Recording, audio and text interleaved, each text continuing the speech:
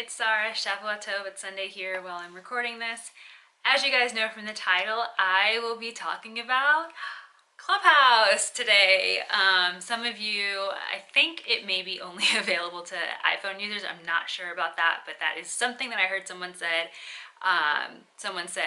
A couple weeks ago, but I've been on Clubhouse for about a month and a half, maybe. That could be off by 2 weeks, but at least a month now, and I've joined enough rooms, been on enough stages, moderated enough rooms to feel as though I have something beneficial to add here to the community of believers, followers of the way, followers of the Most High, followers of Christ, Christians, Israelites, whatever you want to label yourself as. Those of us who take scripture, at least the 66 books, onto the wider canon seriously, and we see it as instructions for our lives. So with that, I have 3 tips. I could probably come up with a lot more, but I feel like if we can get these 3 basic tips down, I think we'll be okay, and people can establish their own boundaries outside of this. These 3 rules I do feel like are universal. I don't even think that they're gender-based. And in that, I'm just gonna keep it towards especially my sisters. I think these are 3 really good rules for us.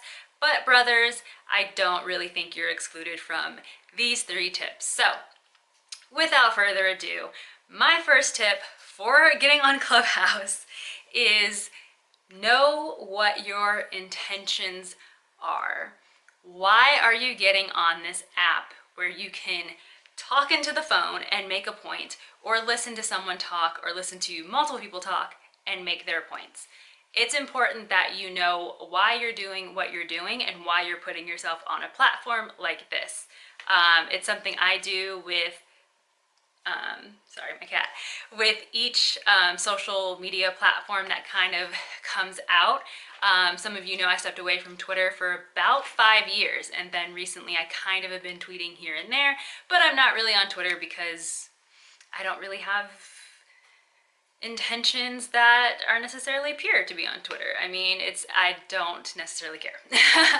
And so therefore I'm not really on Twitter. But on Clubhouse, I was very clear with myself as to why I'm on Clubhouse. And I just think that it's important that you know if you're getting on the app to talk and you feel like it's got a message to spread to everybody and that's your job and that's your assignment, or if you're getting on Clubhouse because you feel like, wow, there's this whole world of people out there, it's quarantine time, I can't really travel, etc., etc. So I just kind of want to be able to connect with people. I work from home, I need some coworkers, what have you. It's just important to know, are you here to talk? Are you here to listen? Are you here to give a little, take a little? And are you here because you feel like other people have value and something to add, or are you primarily here because you think you're the only one with the value?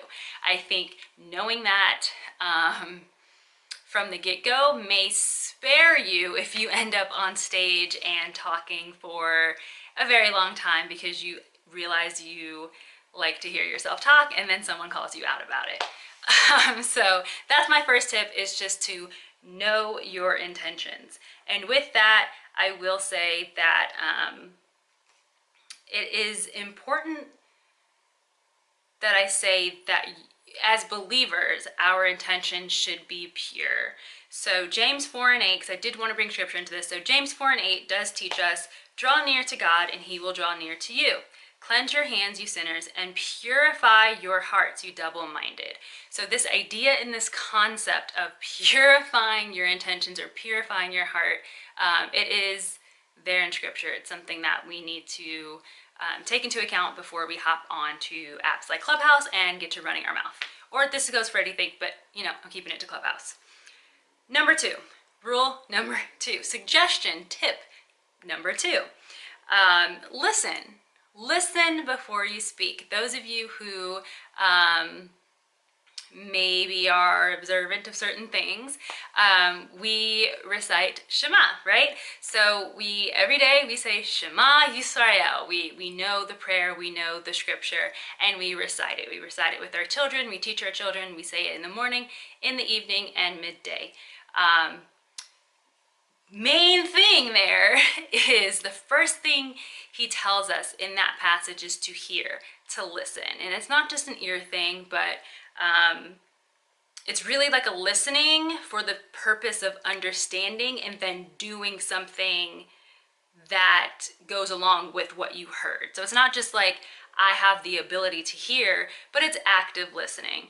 And so I encourage you to take that shema when you are on Clubhouse. Listen, hear, truly hear what someone is saying before you speak. I moderate a few rooms. I moderate rooms I don't even agree with. Like somebody will own a room. Hey, can you come moderate? I've seen you moderate other rooms. Can you come moderate this just to help keep order? Sure, great. I can help moderate depending on what it is. And sometimes it's stuff I don't agree with. The title of the room, I'm like, I don't agree with that. But I think it's important that I listen to what, the 5 or the 10 or the 3 or the 2 people in a dialogue on stage are saying, so that one, I'm able to moderate accurately and well, and 2, because I want to be able to listen to other people and kind of understand their heart. And it's not even really about what you're like, where you've landed. I personally like to know how someone got there. So I don't necessarily talk a whole lot on Clubhouse, even when I'm on the stage or when I'm moderating. But when I do, I tend to ask clarifying questions, because my whole purpose on Clubhouse, I really want to know how people arrive at certain things. I know how I arrive at certain things, and it may not be the right way. I don't know. Or it may not be the most efficient or effective way. Or maybe I missed something in my arrival at where I landed. And so I like to ask questions for clarity. And I've just seen where it goes real south real fast when you have 2 people who are in a dialogue, or 3 or 5 or 10, or sometimes 20 people in a debate or in a conversation, and the majority of people have ego forward and they're not actively listening for the sake of understanding what's going on. They are listening for the sake of, okay, are you going to say what I think you're going to say so that I can nail you and win the argument? And that's just, to me, it's unbecoming of a believer. So I'm just going to go there. But I think Scripture teaches us that it's important to hear an entire thing out before you make a judgment on something. And I think sometimes before you can give a response, if you're not going to ask a clarifying question, before you can give a response to something, you need to let a person finish what they're saying, let them say what they're saying, and you need to understand what they're saying. So the scripture I would bring out for that would be Proverbs 18:13. He who answers a matter before he hears it, it is folly and shame to him. I certainly don't want to be considered a person of folly or a fool or a foolish woman. So I do try to make a practice of just hearing someone all the way out. Now, am I perfect at it? Absolutely not. Especially on Clubhouse, let me warn you, you will be triggered. You will have someone will step on your spiritual toes. Someone's going to say something way out of line that you're like, I don't agree with that, or you're going to be like, that's heresy, or what have you. If you are someone that you do not know how to hold your peace, you cannot hold your tongue has not been bridled by you, your spirit, then I would encourage you not to be on Clubhouse. Maybe take some time and practice that skill, build it up, and then get onto an app like Clubhouse. I just think it's really, really, really, really important to do that. On an appendix to that point, when you enter the room, don't speak on the back end of someone's comment. Make sure you say, hey, what is this room about? How did we get to wherever we are now? So that you know what's going on, what was said beforehand, and that this room hasn't been going on for 2 hours, and what you're adding is just a reiteration of what someone said 5 hours ago. Because that also happens a lot, especially when I moderate. I notice it, and again, I try not to cut people off, but I do notice it, and I'm like, oh my goodness, like, we just have to reset the room. So when you hear the term reset the room, that is the moderators, and one of which was the person who owns the room or started the room, saying, hey, this is what the room was started about, this is what we're talking about, and here's how we got here. There are some rooms where I do not speak. They will ask me up on stage and I will be like, no, decline. Because I don't know what they're talking about, and I don't think I'm too interested in figuring out what they're talking about. I think I just want to listen. Or B, I have been in that room before, I've heard them reiterate their rules, and they may not necessarily be rules that I want to submit to, follow, agree to, or believe are biblical rules. And so out of respect for the Most High, and then out of respect for the people who own that room, I prefer not to say anything because I'm not going to follow your rules because I don't think that they are biblical. And this is not the government. So I have a choice to decline. So I think having the maturity and having self-awareness and knowing if you're not going to follow the rules of a room, do not get on stage. It's disrespectful to yourself, to the Most High, and to the person who created the room. And then lastly, tip number 3, rule number 3 is be peaceful. And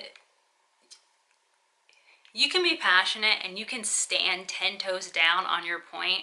Hallelujah, I am the person to do that. However, you don't need to push your point. You don't need to just like push the brick here. It's something that I know is hard when you're passionate and when you do feel like a point is important.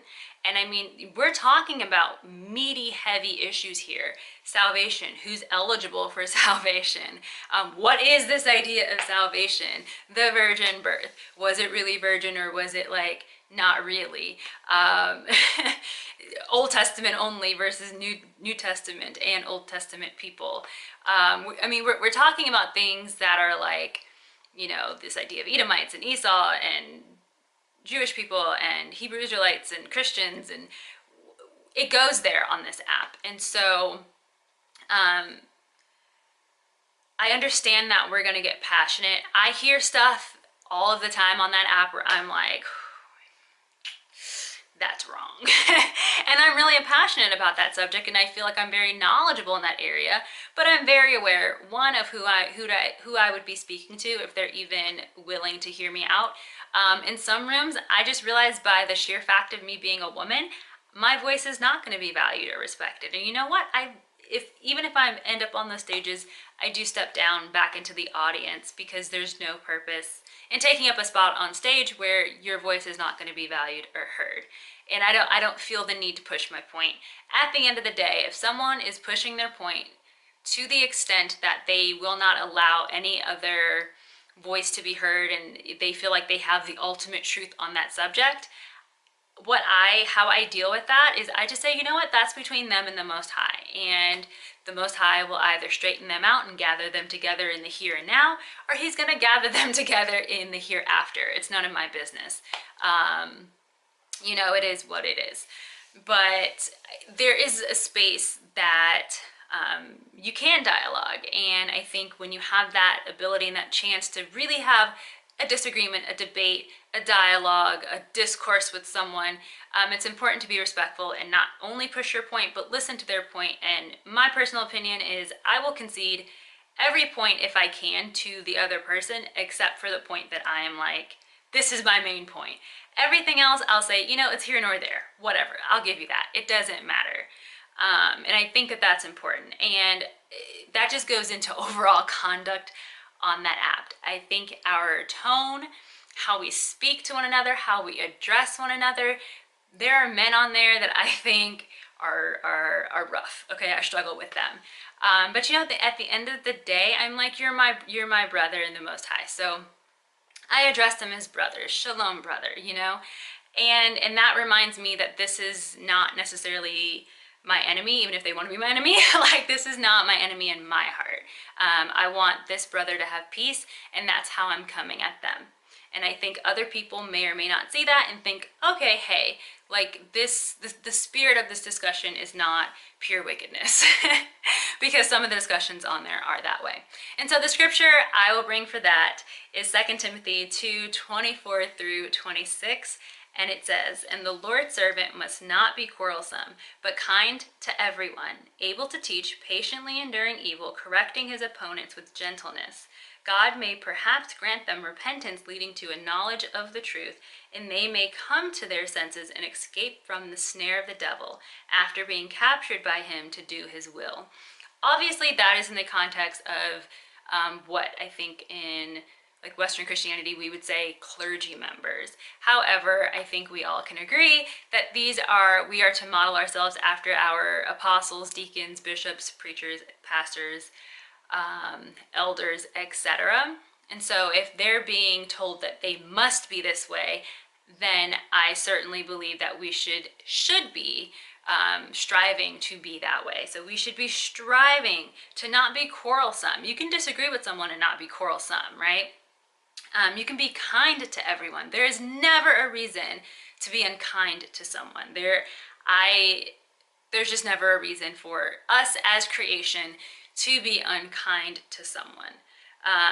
We should be able to teach. If you're going to get up there and, have a whole diatribe on something, like, be able to teach, or at least be able to state your opinion and how you arrived at that opinion. Patiently enduring evil. There's a lot of things, again, that will be said that you may be like, that's from the pit of hell. Like, that is something that's very evil. Patiently endure it. Like, try your hardest to just keep your peace, hold your peace, and get through it. Your time to speak will be coming next. And, if you have a correction to bring with someone, I try to never embarrass somebody. I think that there's a way that you can bring correction, or just say, hey, like, just want to point out something you may have missed over here, or actually, like, this word means that and that word means that, and those two things are not the same. There's a way that you can say that that's not harsh and it's not embarrassing to the person.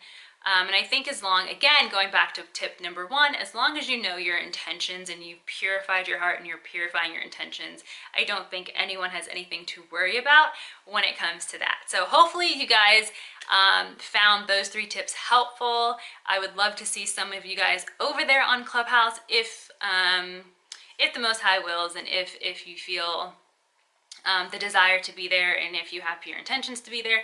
I would love to see some of you guys over there. There's a very big Hebrew community. There's a very big Hebrew Israelite camps community. There's the unaffiliated Hebrew community. There's the Messianic community. There's a Jewish community.